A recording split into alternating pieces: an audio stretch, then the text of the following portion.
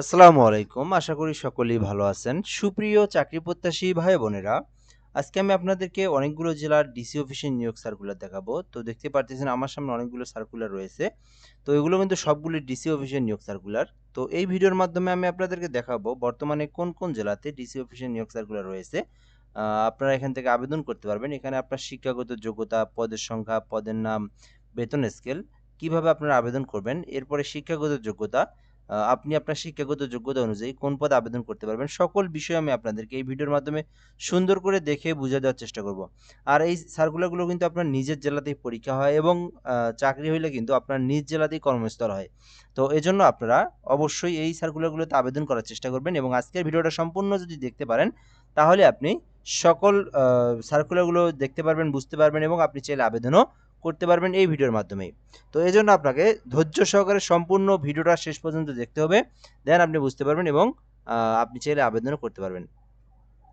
সার্কুলারগুলো শুরু করার আগে একটা বিষয় বলে নেই, যারা আমাদের চ্যানেলে ভিডিওটা নতুন দেখতেছেন, অবশ্যই এই চ্যানেলটিতে সাবস্ক্রাইব করে রাখবেন। বাংলাদেশের সকল সরকারি নিয়োগ সার্কুলারগুলো আমরা আমাদের এই চ্যানেলে আপলোড দিয়ে থাকি। তো আপনি যদি চাকরি প্রত্যাশী হয়ে থাকেন, আমাদের চ্যানেলটিতে আপনি সাবস্ক্রাইব করে রাখবেন। এই চ্যানেলে সকল সরকারি একদম জেলা পর্যায় থেকে নিয়ে সকল নিয়োগ সার্কুলারগুলো আমরা দিয়ে থাকি। এছাড়াও ফেসবুক পেজের লিঙ্ক কমেন্ট বক্সে দেওয়া আছে, ফলো দিয়ে রাখবেন। এখানেও আপনি ফেসবুকের মাধ্যমে সকল সার্কুলারগুলো সবার আগে পেয়ে যাবেন। তো ফার্স্ট অফ অল আমরা দেখব জেলা প্রশাসকের কার্যালয় মুন্সিগঞ্জে একটা নিয়োগ সার্কুলার প্রকাশ করা হয়েছে, যেখানে বলা রয়েছে জেলা প্রশাসকের কার্যালয় মুন্সিগঞ্জের সাধারণ প্রশাসনের অধীনে অফিসসমূহে এবং সার্কিট হাউসে নিম্ন বর্ণিত শূন্যপদসমূহে অস্থায়ী ভিত্তিতে নিয়োগের মাধ্যমে পূরণের নিমিত্তে মুন্সিগঞ্জ জেলার স্থায়ী বাসিন্দাদের নিকট থেকে নিম্ন বর্ণিত শর্তে নির্ধারিত ফর্মে অনলাইনে আবেদনের জন্য আহ্বান করা যাচ্ছে। তো এই ছিল মূলত বিষয়। তো এটা কিন্তু সরকারি স্থায়ী নিয়োগ সার্কুলার বাংলাদেশের শুধুমাত্র, আচ্ছা, এটা হচ্ছে মুন্সিগঞ্জের জেলা সার্কুলার। এটা শুধুমাত্র মুন্সিগঞ্জ জেলার স্থায়ী বাসিন্দা যারা রয়েছে শুধুমাত্র তারাই আবেদন করতে পারবে। তো এখানে এক নম্বরে রয়েছে অফিস সহকারী কাম কম্পিউটার মুদ্রাক্ষরিক, যেখানে 5টি পদ রয়েছে 16 গ্রেডের। এখানে শিক্ষাগত যোগ্যতা চাওয়া হয়েছে মাধ্যমিক সার্টিফিকেট বা সমমান পরীক্ষায় উত্তীর্ণ, অর্থাৎ এসএসসি পাস করলে আপনি, এইচএসসি উচ্চ মাধ্যমিক বলতে এখানে এইচএসসি বোঝাচ্ছে। তো যারা উচ্চ মাধ্যমিক পাস করেছেন তারা কিন্তু অফিস সহকারী কাম কম্পিউটার মুদ্রাক্ষরিকে আবেদন করতে পারবেন। এছাড়াও এখানে কিন্তু কম্পিউটার সম্পর্কে অবশ্যই বেসিক নলেজগুলো আপনার জানা থাকতে হবে।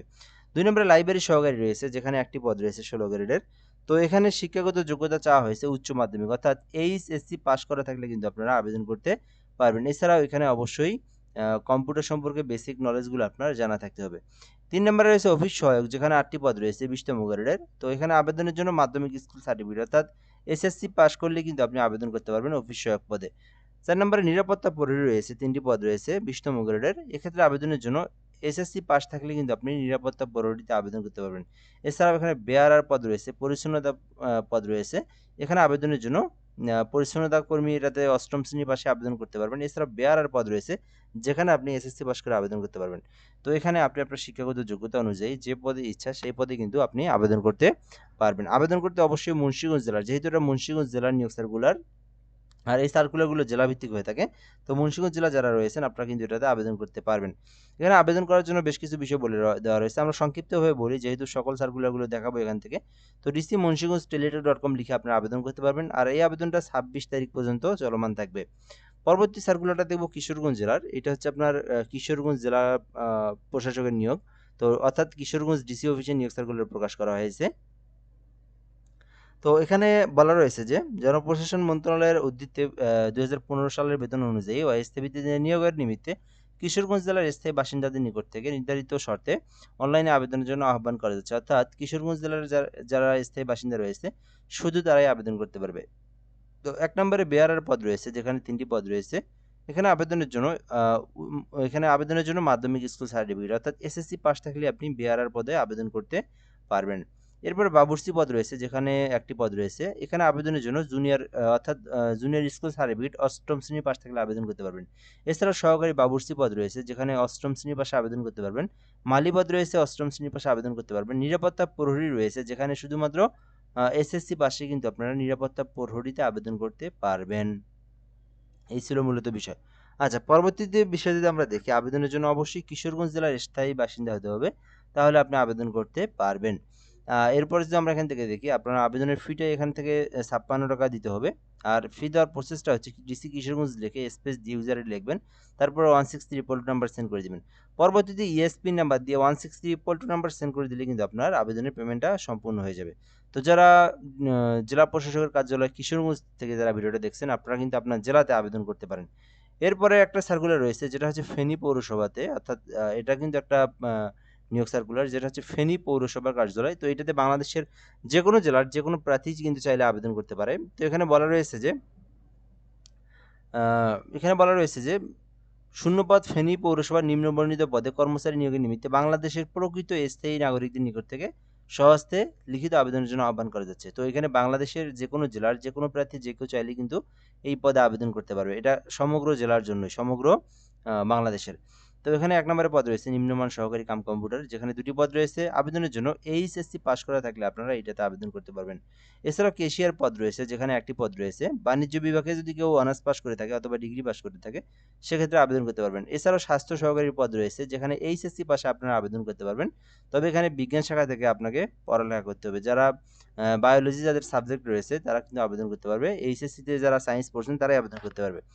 এছাড়াও আদায়কারী রয়েছে, যেখানে একটি পদ রয়েছে ১৬ গ্রেডের। উচ্চ মাধ্যমিক থাকলে আবেদন করতে পারবেন। বিল ক্লার্ক রয়েছে, যেখানে উচ্চ মাধ্যমিক থাকলে আবেদন করতে পারবেন। রোড রোলার চালক ৮ম শ্রেণী পাশে থাকলে আবেদন করতে পারবেন এবং ৩ বছরের অভিজ্ঞতার প্রয়োজন রয়েছে। এছাড়াও ট্রাক ড্রাইভার রয়েছে, যেখানে ৮ম শ্রেণী পাশে আবেদন করতে পারবেন, ৩ বছরের অভিজ্ঞতার প্রয়োজন রয়েছে। বৈদ্যুতিক মিস্ত্রি রয়েছে, যেখানে এসএসসি পাশে আবেদন করতে পারবেন। সুপারভাইজার রয়েছে, যেখানে এইচএসসি পাশে আবেদন করতে পারবেন। পাম্প চালক পদ রয়েছে, যেখানে ৮ম শ্রেণী পাশে আবেদন করতে পারবেন। টিকাদানকারী রয়েছে, যেখানে ২টি পদ রয়েছে। এখানে আবেদনের জন্য শুধুমাত্র এসএসসি পাশে আবেদন করতে পারবেন। ডুপ্লিকেটিং ফটোকপি মেশিন অপারেটর রয়েছে, ১০ম শ্রেণী পাশে আবেদন করতে পারবেন। এছাড়াও অফিস সহায়ক রয়েছে, যেখানে আপনি ৩টি পদ রয়েছে, শুধুমাত্র ৮ম শ্রেণী পাশে অফিস সহায়ক পদে আবেদন করতে পারবেন। তো এই ছিল মূলত বিষয়। তো এখানে আপনি আপনার শিক্ষাগত যোগ্যতা অনুযায়ী আবেদন করতে পারেন। এটা কিন্তু বাংলাদেশের যে কোনো জেলার যে কোনো প্রার্থী যে কেউ চাইলে আবেদন করতে পারবে।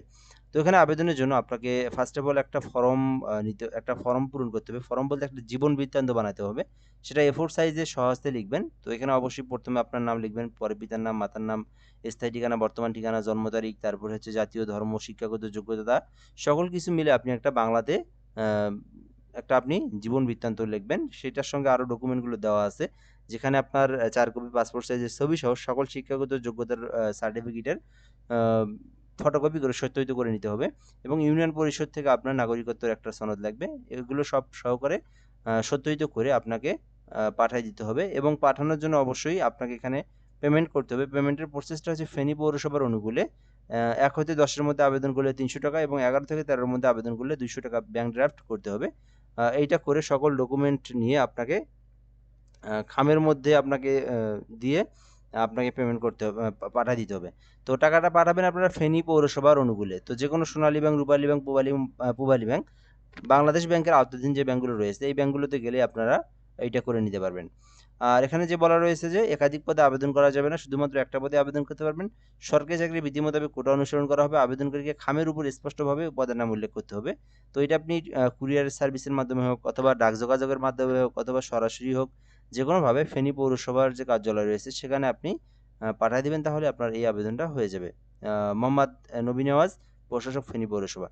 এই ছিল ফেনী পৌরসভার যে নিয়োগ সার্কুলারটা। তো যারা আবেদন করতে চান এই সার্কুলারে আবেদন করতে পারবেন। এছাড়াও এখানে আরো একটি জেলার সার্কুলার রয়েছে, যেটা হচ্ছে খুলনাতে নিয়োগ সার্কুলার প্রকাশ করা হয়েছে। অফিস সহকারী কাম কম্পিউটার মুদ্রাক্ষরিক রয়েছে, যেখানে ১৯টি পদ রয়েছে। তো এখানে আবেদনের জন্য শুধুমাত্র উচ্চ মাধ্যমিক অর্থাৎ এইচএসসি পাশে আবেদন করতে পারবেন।